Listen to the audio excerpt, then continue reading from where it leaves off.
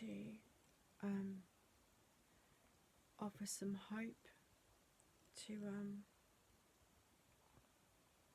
other people who have experienced targeting behaviour. The first thing I want to say is it's important, if you've ever experienced targeting behaviour, to never label yourself as a targeted individual. And the reason you should never do that is because the word says that the power of life and death is in the tongue, and you do get what you speak over yourself. So when you're labeling yourself as a victim, then you will remain one. And this is exactly what your enemies are saying about you, that you've got victim mentality, when actually some of them are committing some really serious crimes against you if you are genuinely experiencing targeted behaviour.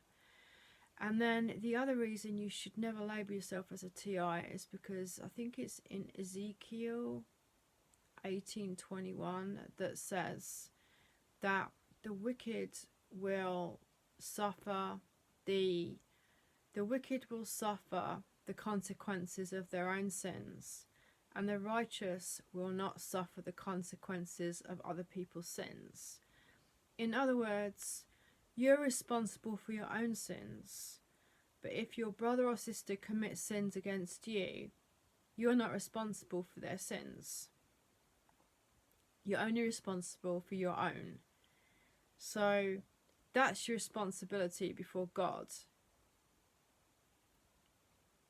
in the justice of heaven. But if someone else is trying to destroy you, if someone else without cause is spying on you or fantasizing about you without your consent, or stalking you, or setting up these scenarios where they can demoralize you in front of people, then that is their sins, not yours. And if you're labeling yourself as a targeted individual, then you have pretty much blamed yourself for their sins, because you've identified yourself with their wrongdoings. So when you experience something which is weird or a little bit outside the box, and it's a little bit more complicated than it looks, and you're sort of fishing for evidence, in that situation, don't call yourself targeted individual, because you should call it what it is, which is targeted behaviour against you. Which means that what you're doing is you're putting the onus back onto the actual perpetrator. You are labelling them with the problem they're causing, which doesn't have to stick to your own identity. And you're not walking around with it, because they like to think that they have the power to make you unhappy all of the time, but this is not true. They may work really hard at it. It may be what they want, but they may not get that. And I believe the closer you are to God, the less chance they have, because even though they could be targeting you because you have God and they don't, or they could be targeting you for other reasons, then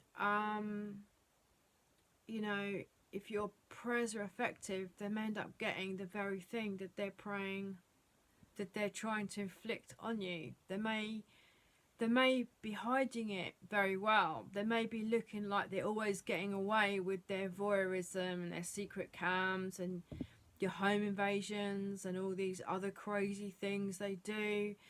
Not to even mention the AI weaponry they've got going and the intention to just keep you ill all the time. The list goes on and on. It gets more depraved the more you go into it. But the fact is, you are not focusing on them all the time. They may want you to focus on them all the time, but they're not as effective as they'd like to think they are.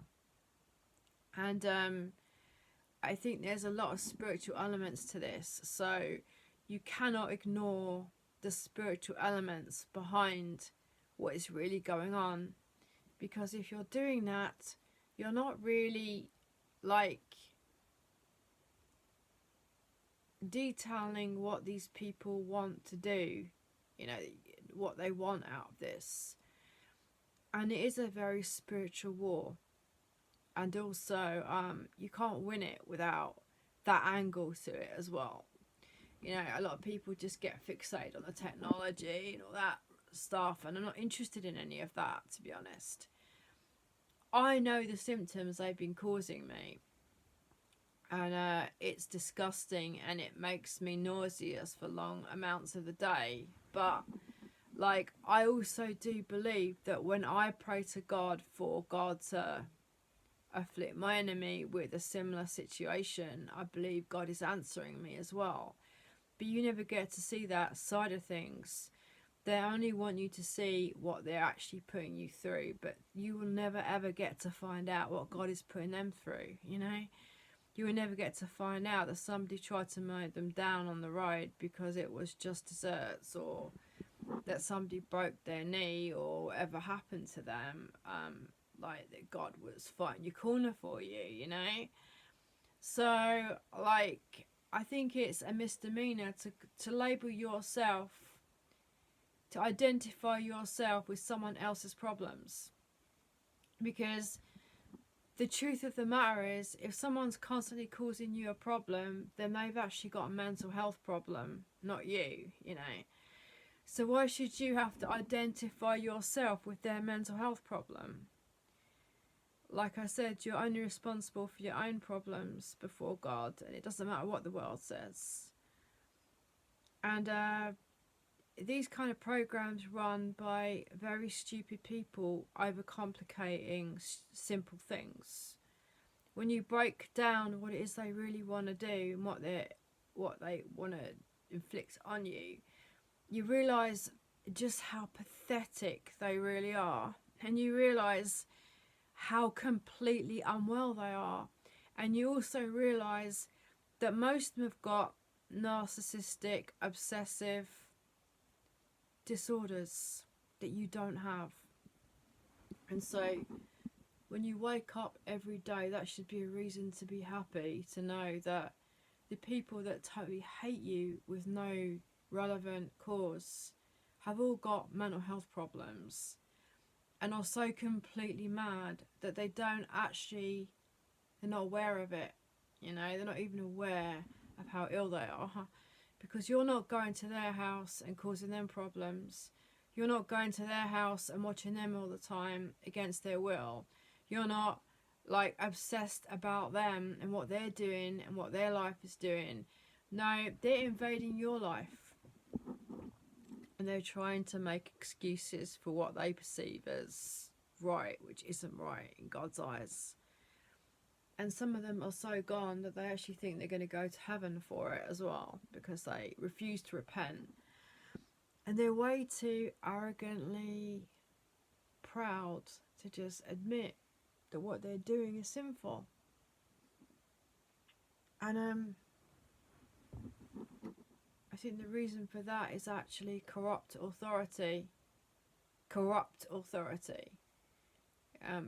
They're afraid of it, and so they're trying to blame it all on you, but it's not your fault this is happening.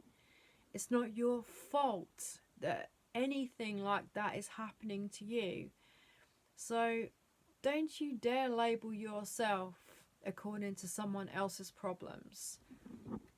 You're responsible for your problems, and they're responsible for their problems. And if they don't deal with their problems are going to catch up with them, whether they like it or not, because their character is so deficient that they don't have any. And eventually, no matter what they do to cover it up, and I know somebody who does everything to make herself look good, but if there's really something else going on, do you not think that God can see that?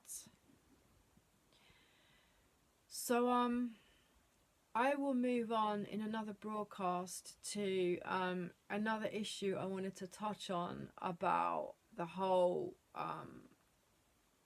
mechanisms of destroying the psyche of the victim, and how you can like start to walk taller in all of this. Catch you later.